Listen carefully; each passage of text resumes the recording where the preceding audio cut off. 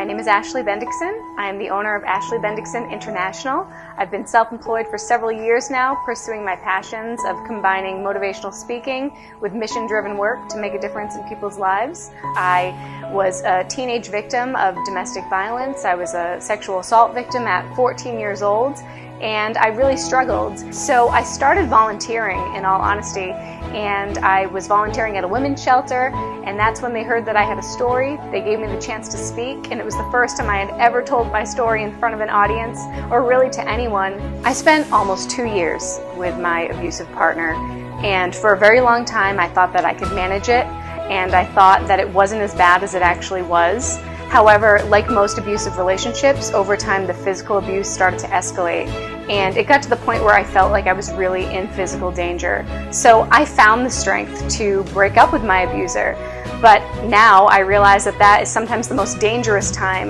with somebody who is abusive, and he ended up coming back and attacking me.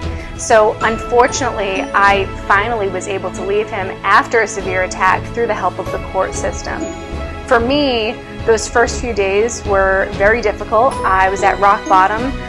Things got so bad with him that I had been forced to drop out of college. I was homeless for a while. I had no more money in my bank account. I had no more savings account. My family and my friends were completely cut out of my life.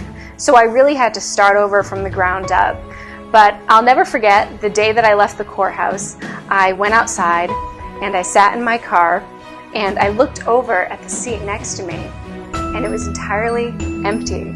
And it was the first time in 2 years that somebody wasn't right there dictating my every move, my every choice, what I was going to do in those next few minutes of my life. And I felt so free and so independent and so able to make decisions and just choose for myself for once, that even though things were broken for me, I really was inspired to use this opportunity to make decisions for myself and turn my life around. And so, as much as it was a slow, challenging process, I started day by day putting the pieces back together, from volunteering in my community to picking up a job and making money and eventually getting myself back to school.